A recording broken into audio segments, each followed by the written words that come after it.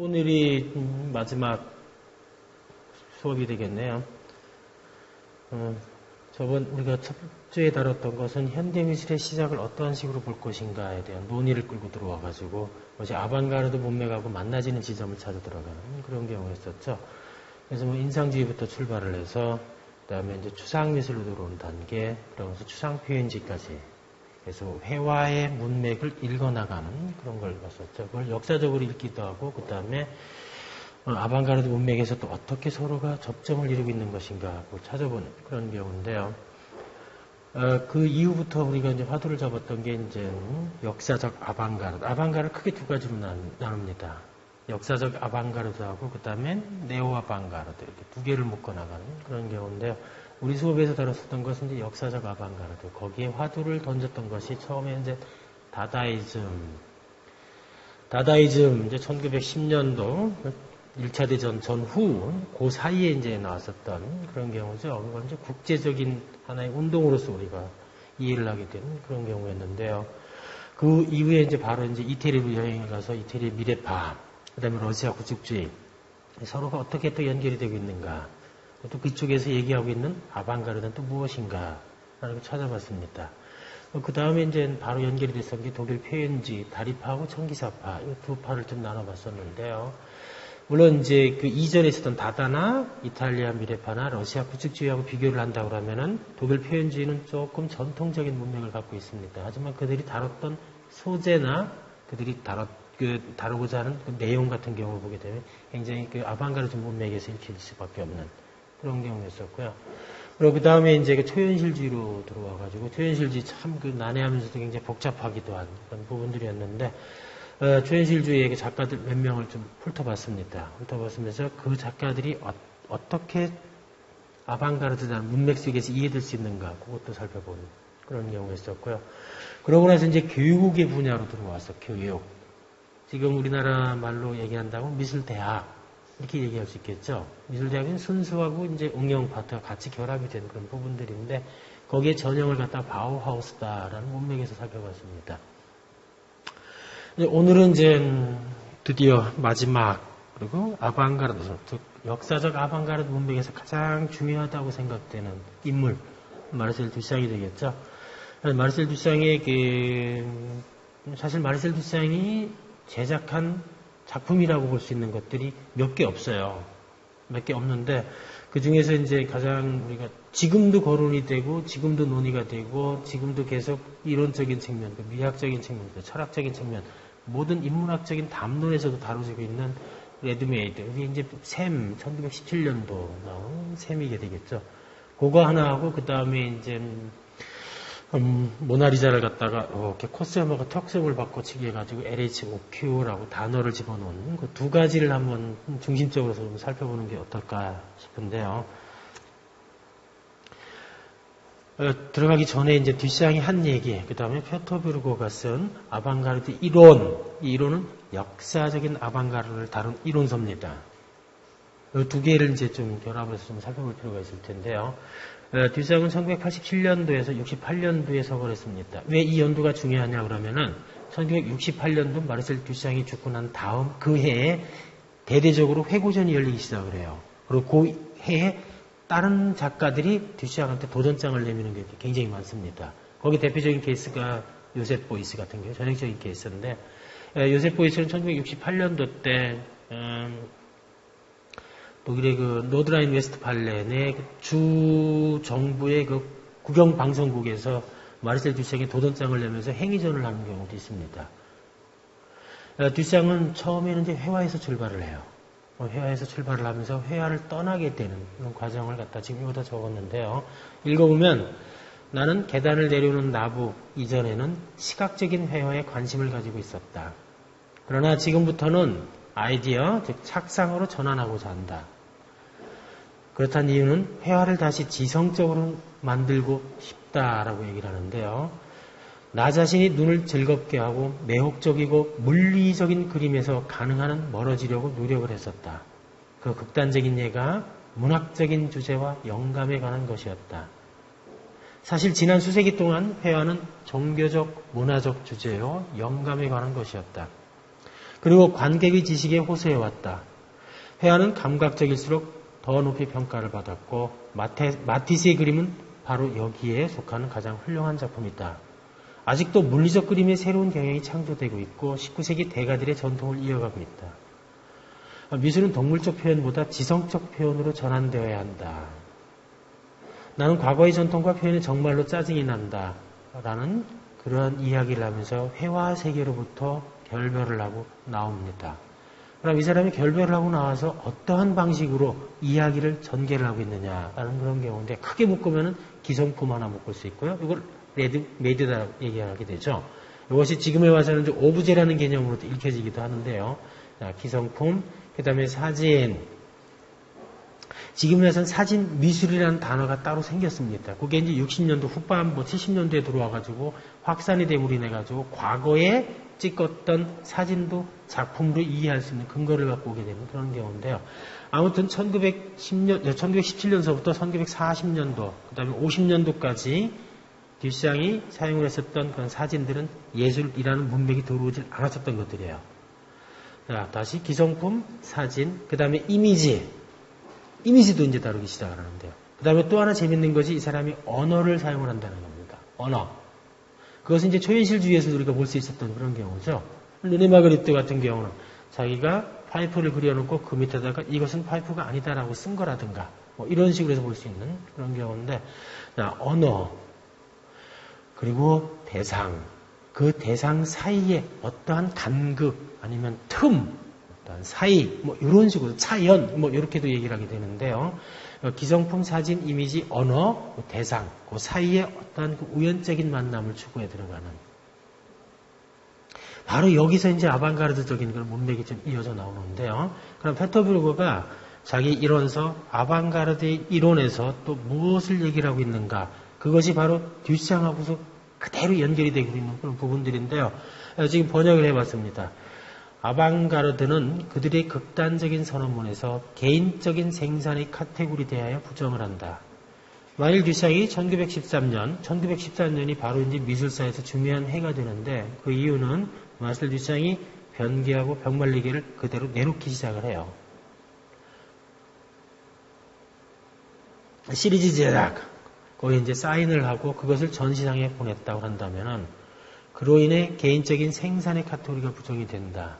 개인을 유지하는 사인이 통상적인 대량 생산에 의존하고 개인적인 창조물이라는 모든 요구가 여기서 이제 기호로 전환이 되기 시작을 하는데요. 따라서 듀샹의 선동에 의하여 미술 시장과 작품의 질이 의욕적인 협회로서 질책을 받을 뿐만 아니라 시민사회에서 예술의 원칙마저도 공격을 당하게 되죠. 그래서 개인이 예술 작품의 생산자라는 것도 이제 공격을 받게 되는데요. 그리고 또한 아방가르드 예술에서 개인적 생산의 카테고리가 부정이 된다고 한다면은 개인적인 수용이다라는 카테고리도 부정이 돼야 된다는 경우죠. 바로 이제 여기가 이제 핵심 키워드가 생기는데요. 생산자와 수용자라는 대립이 해체되는 것은 아방가르드의 의도의 논리에 속하는 것으로서 목적은 예술이 삶의 실천의 범위로부터 분리된 것을 해체하자. 그래서 예술을 다시 삶으로 끌고 오자. 이 논리입니다. 종합하면 역사적인 아방가르드 운동은 독자적인 예술에서 본질적인 규정들을 부정을 하고 그 원인은 삶의 실천으로부터 유리된 예술, 그리고 개인적인 생산과 그것과 구별된 개인적인 수용, 그것이 바로 그러한 그런 경우인데요. 요거를 이제 좀 가까운 문맥에서 얘기를 한다고 그러면은 르네상스나 바로크나 로코코나 아니면은 신고전주의나 아니면은 낭만주의나 사실주의 이 시대 때 제작된 작품들 같은 경우에는 하나밖에 없어요. 하나밖에 없습니다. 하나밖에. 그거는 작가가 수작업에 의해서 만들어낸 그런 경우죠. 그런 일회성이라는 것이 아방가르드, 즉 듀샹에 의해서 사물로서 대치가 됨으로 인해 가지고 생산자라는 그런 카테고리가 변형이 되고 그러므로 해서 우리가 또 작품을 또 받아들여야 되는 우리 입장에서 수용자라는 개념도 변하게 된다.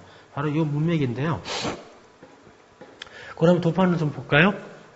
지금 이제 보고 있는 게 1917년도에 아모리슈에서 출품했었던 변기고요. 요거는 없습니다. 사라지고 없고요. 지금 우리가 보고 있는 건 스티글리츠가 사진으로 찍어 놓은 거예요. 사진을 찍어놓은 것만 지금 보고 있는 거고, 요것이 이제 나중에 다시 또 8개 한정판으로서 만들어 사인한 겁니다. 제작된 그런 경우인데, 형태를 보게 되면 이 형태하고 그 다음에 여기다가 아르무트 1917년이라고 썼어요. 변기를 이제 엎어놓은 그런 경우가 되겠죠. 여기도 아르무트 그 다음에 1917년도. 이제 요게 이제 화두가 돼서 나오기 시작하는.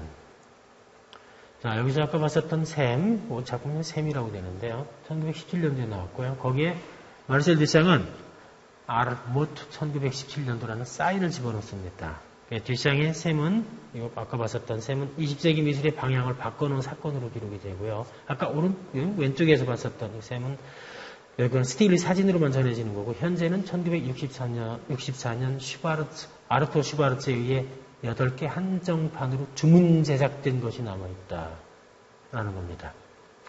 이제 여기서부터 이제 출발해서 보면은 1917년 백안공각에서 소변기를 산 듀샹은 독립미술가협회가 주관한 전시에 참가비 함께 출품을 하죠.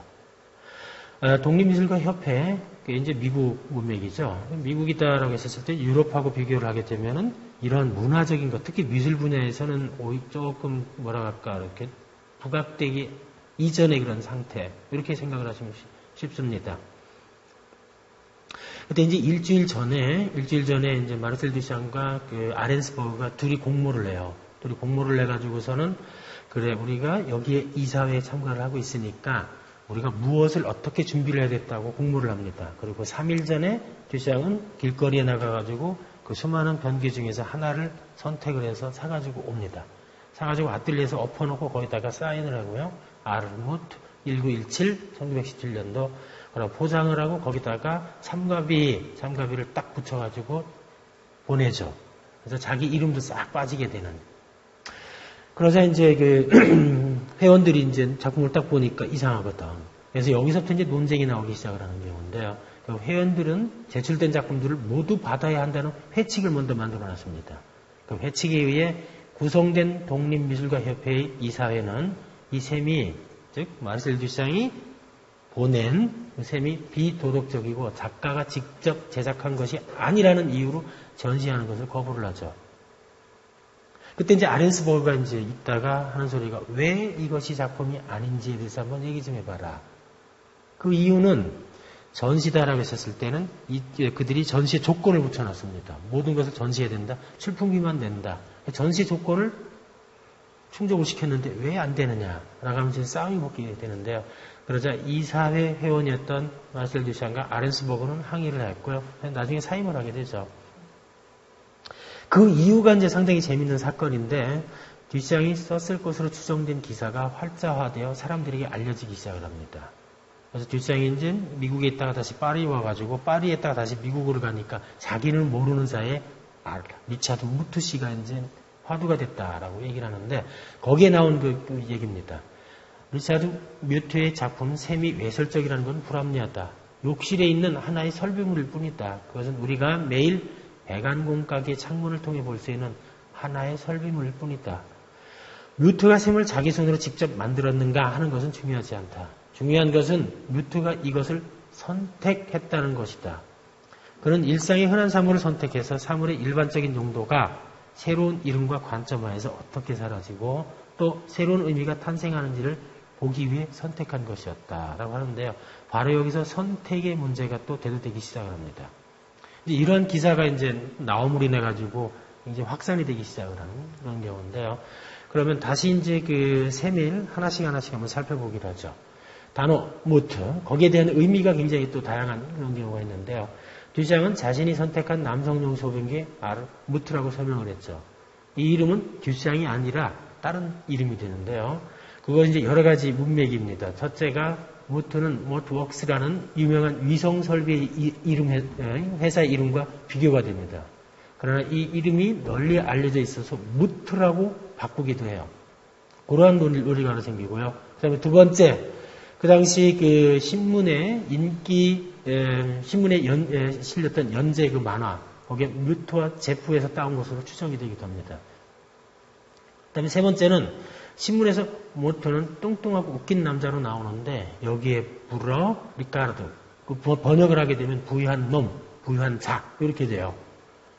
첨가된 것으로도 추정이 되고 있는. 거꾸로 얘기를 한다고 하면 지금 세 가지 얘기를 했는데 이러한 세 가지들이라는 것은 그 당시에 프랑스나 아니면 미국에서 흔히 알려져 있는 그런 단어들입니다. 그래서 소변기에 쓰여진 이 단어는 다양한 해석을 가능하게 하는데 단어 무트가 친숙하게 다가오는 이유도 바로 이 때문이 아닌가 이런 생각은 드는데요. 뒷장이 선택한 이 셈, 변기죠. 이 변기는 대칭적이자 형태적으로 보게 되면 대칭적이자 형태적으로는 부드러운 곡선을 가지고 있습니다. 위서부터 아래에서 상당히 부드러운 곡선을 갖고 있는 그런 경우인데요. 미적 차원에서는 선호하기 어려운 이중적인 성격을 지니고 있습니다.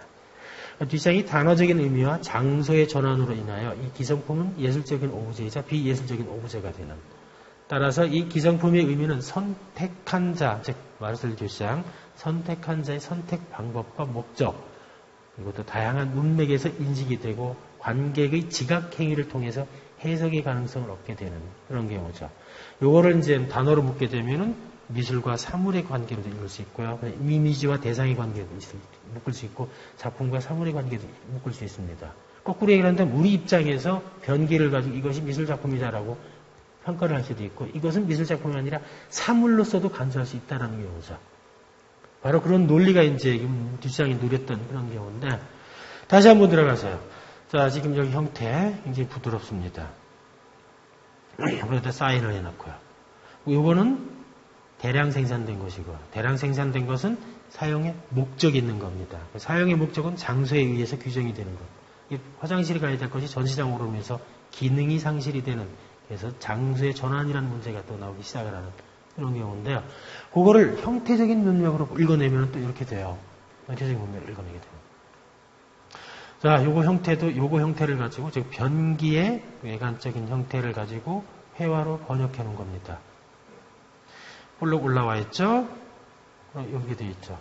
자, 이거는 뭐 얘기 안 해도 할 수 있는 성기, 여성의 둔부하고 이제 관계되는 그런 부분들이냐. 자, 그래서 이제 화장실에 가야 될 변기가 전시장으로서 장소의 전환이 일어났고요. 거기다 사인을 통해 가지고서는 자기의 그 기호를 또 담아내기 그러는 경우인데 여기서 생기는 것은 복제품이 예술로 전환이 되는 그런 노정을 얘기를 할 수 있는데요. 요거를 또 다른 걸 한번 볼까요? 모나리자 사진. 그것도 이제 계속 연결이 되고 있습니다. 그래서 엽서 사진과 언어 그걸 좀 보게 되면은 뒷장은 1919년 가을 거리를 걷다가 프린트된 모나리자 그림 엽서. 지금 루브르 박물관에 가면 꽤 많죠. 그래서 국내에서도 파리에서 택시 운전하시는 한국분이 책을 썼는데 거기에서 무슨 기절이 나오냐면은 한국 사람들은 루브르 와서 모나리자를 뒤통수로 보고 간다고 그러거든요. 뒤통수로. 앞에서 사진 찍는다는 얘기예요. 사진만 찍고. 아무튼 그렇게 유명한 그림 엽서 한 장을 사죠. 그 엽서의 사진에 모나리자 얼굴을 찍혀있는 검정색으로 코스염과 턱시름을 그려놓고 아래에 대문자 LHOOQ라고 적습니다. 그래서 알파벳 문자 대문자로 쓰여진 것으로 프랑스의 소고를 약호한 것인데요. 문장으로 이제 빠르게 읽게 되면 LHOQ로 번역을 하게 되면 그 여자는 뜨거운 엉덩이를 가졌다라고 번역이 되는 아주 이상한 짓거리를 하는 그런 경우인데요. 자, 이탈리아 르네상스의 대가 레오나르도 다빈치 대작의 코스염과 턱에 염소수염을 첨가한 뒷장의 행위는 그야말로 이제 안티적인 그래서 아방가르드 행위에 속하게 되는. 아까 했던 1917년도가 지금 1919년도입니다. 그래서 1919년 또 하나 재미있는 것은 레오나르도 다빈치가 죽은 지 딱 400주년이 되는 기념하는 행사가 또 있었어요. 파리에서. 400주년이 되는 시기이고 파리에서는 거기에 따른 행사가 또 거행이 되게 합니다. 이때 이제 로베르 레베의 평가는 이제 무슨 얘기가 있는데 상당히 재미있는 얘기인데 모든 근래 예술가들 가운데 뒷시장이 레오나르도를 가장 제어할 수 없게 환기시키면서 동시에 그가 그냥 위대한 화가였을 뿐이다라는 것을 거부했다라는 경우죠. 그거에 대한 것은 이제 뒷시장과 까반노의 대담에서 또 지금 정병관 선생님이 번역된 책입니다. 뒷시장과 까반노의 대담에서 읽어보게 되면은 D를 뒷시장으로 했고 B를 B로 까반노를 했습니다. 1919년 10월이었네요. 모나리자를 어떻게 했느냐고 아무것도 아니었어. 그저 수염을 그렸을 뿐이었지. 그것이 전부였어. 난 누구에게도 보여주지 않았네. 까반노가 묻기를 당신의 친구들로 몰랐단 말입니까? 뒷시장이 브루통이 아마 보았을 거야. 그때 석장 내지는 넉 장을 그렇게 만들어 그것들을 피카비에게 가지고 갔지. 브루통이 그곳에서 그것들을 보았어. 그때 이제 피에르 카바네가 한다는 얘기가 제 생각으로는 모나리자가 피카비아의 집에 있었어요. 피카비아는 그것을 1920년 3월 391이라는 게 잡지입니다. 그 잡지에 소개했습니다. 그때 뒷장이 한다는 소리가 일이 그렇게 된 게 아니야. 난 모나리자를 도로 가지고 와서 짐 속에 집어넣었지. 피카비아가 처음 그것을 391이라는 그 잡지에 소개했는데 그것은 피카비아가 제안한 것이지. 그가 수염을 그려놓았는데 염소 수염을 깜빡 잊었던 게야. 그것이 내 것과 다른 점이지. 피카비아는 내가 한 것처럼 제안을 했네. 그리고는 뒷장이 그린 다다 그림이라고 소개했네. 그때 이제 피에르 카바네가 또 묻기를 LH 오키는 단순한 유머 말고 특별한 다른 의미가 있습니까? 아니야. 의미는 음으로 읽는 것일세. 그저 음성 사이 게임이었단 말입니까? 그렇다네. 난 이런 게임을 매우 좋아하는데 자네도 얼마든지 할 수 있는 것을 내가 발견한 것뿐이라네. 그저 프랑스 발음을 읽기만 하면 되는데 어떤 언어를 읽더라도 경외할 만한 일이 일어나지. 글을 읽는다는 것은 매우 즐거운 일일세. 그러면서 이제 이야기를 끄집어내는 그런 경우인데, 자, 왜 이런 얘기를 자꾸 끄집어내냐고 그러면은, 여기에서 얘기할 수 있는 것은 결국은 작가가 한 이야기들을 끄집어내서 얘기할 수밖에 없기 때문에 그래요. 그래서 선택한 의도를 우리가 알 수밖에 없는. 허버트 크레인과의 인터뷰, 1961년도에 이제 다시 또 무슨 얘기를 하냐면은, 듀샹은 프로이드의 연구가 레오나르도 다빈치의 동성애적인 성향을 드러내는 것이었다고 언급을 했다라고 합니다. 그랬더니 듀샹이 한다는 소리가 수염을 붙인 모나리자는 변장한 남자가 아니라 남자 그 자체이다. 그리고 남자인 것을 내가 발견할 것일 뿐이다라고 자기 일대기에 밝히기도 합니다. 자, 이 이미지를 보게 되면요. 전환, 여성에서 남성으로 전환이 되는 그런 과정이죠. 요게 이제 모나리자. 요게 이제 모나리자를 찍은 엽서. 그 엽서에다가 지금 코수염을 그리고 턱수염을 그렸습니다. 턱수염을 그리고 밑에다가 LH OQ를 집어넣었어요. 그러면 이미지는 지금 여성의 이미지인데요. 여성의 이미지를 남성으로 전환을 시켜놓고요. 밑에다가 글을 써가지고 다시 여성으로 이야기를 해주고 있습니다. 이 사람은 이제 그 라지오콘다라고 해서 그 상인의 부인이에요. 상인의 부인을 갖다가 모델로 돼가지고 이제 그려놓은 그런 경우인데 그 상인의 부인을 갖다가 이런 식으로 남성으로 살짝 바꿔치기 하게 되는.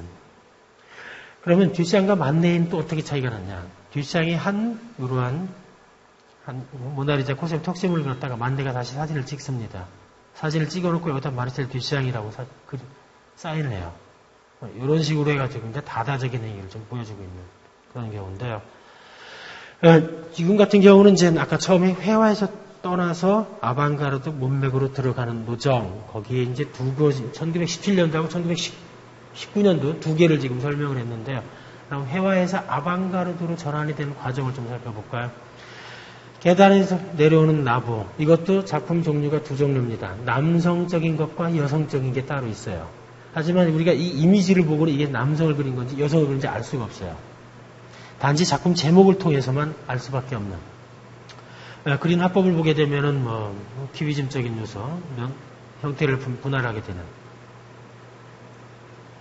그럼 회화에서 움직인다라는 것이 과연 가능하냐? 회화에서 움직인다라는 것이. 거기에 대한 이제 문제가 생기기 시작을 하는데요. 듀샹은 이제 자기 개인적으로 경험을 합니다. 프랑스에서 이제 이태리로 비행기를 타고 가면, 비행기라네. 기차를 타고 가면서 기차가 덜커덕 움직이거든요. 자기가 서 있었어. 서 있으니까 자꾸 움직이니까 이게 재미있는 거야. 그래서 이러한 움직임, 즉, 움직임의 진행형을 2차원 이라는 평면에다가 어떻게 표현할 것인가라는 고민을 해가지고 그 고민이 바로 계단을 내려오는 나부로 이어지고 있는데요. 거기에 대한 것은 이미 이태리 미래파에서 시도를 했습니다. 이태리 미래파의 쿠프카 작업이에요.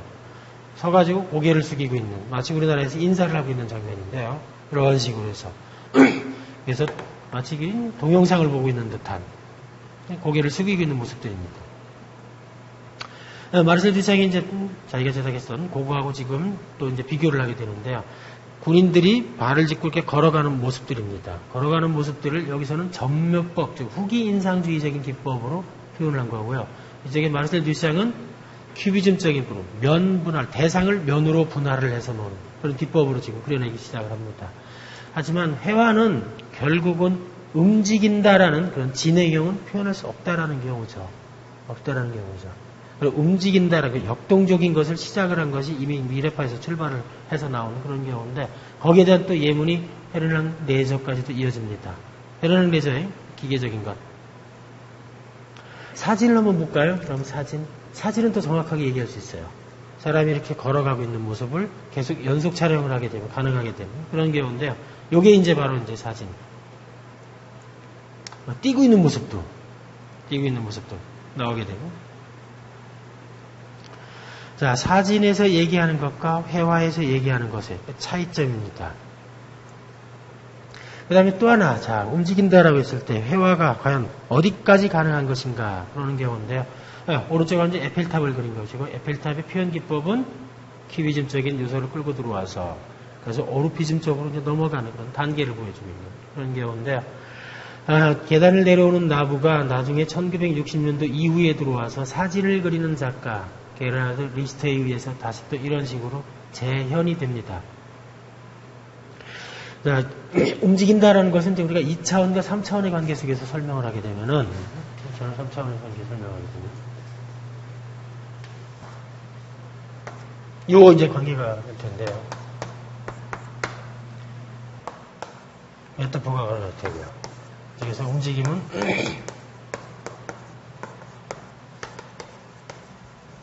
실제로 또 가능하게 되는 그런 경우인데 여기서 지금 움직인다라고 했었을 때 이걸 한번 볼까요? 이렇게 보면 평면에다 이렇게 보면 이제 그림자 그러니까 2차원이 있기 때문에 3차원을 인식하게 되는 그런 논리가 형성이 되는 그런 경우인데요. 여기서 이제 그 그림자의 문제를 갖다가 굉장히 깊게 다룹니다. 그래서 2차원과 3차원의 그 사이, 그 틈에 대해서 이제 또 마르셀 두샹이 얘기를 끄집어내는 그런 경우인데요. 지금 왼쪽에 이제 마르셀 두샹이 계단에서 서서 포즈를 취하고 있는 사진입니다. 뒤에 이제 그림자가 나와 있죠. 자, 사람은 3차원이에요. 3차원을 2차원으로 분물해내가지고 2차원에 3차원의 그림자가 들어와가지고 아, 그래. 여기에는 3차원의 세계가 있다라고 우리가 인식을 하게 됩니다. 요게 이제 그 병말리기의 그런 경우인데 그것도 바로 2차원과 3차원의 관계 속에서 많은 얘기가 되고 있습니다. 요게 이제 사진을 찍어 놓은 경우인데요. 보면은 그림자가 없어요. 그림자 없어요. 평면에 그림자가 없습니다. 마치 그려놓은 듯한, 디자인해 놓은 듯한. 여기 보게 되면 이제 그 사인이 있는데요. 자, 여기 이제 그 자전거 바퀴, 우리가 흔히 볼 수 있는, 많이들 얘기되죠? 이런 의자에다가 자전거 바퀴 앞바퀴를 내가 딱 꽂아놓고, 그러고 나서 여기다 조명을 때립니다. 조명을 때려 자전거 바퀴를 돌리게 되면은 조명에 의해서 자전거 바퀴가 굴러가는 것을 2차원 평면에서 볼 수가 있어요. 그럼 여기도 지금 병말리기 같은 경우도 지금 2차원과 3차원의 관계 속에서 그래서 3차원을 우리가 오브제라고 생각을 하면 2차원은 오브제를 인식하게 해주는 하나의 또 전제 조건이 되고 있는 그런 과정인데요. 이게서 전시장에 가면은 항상 돌려놓게 되어 있어요. 전시장에 가면은.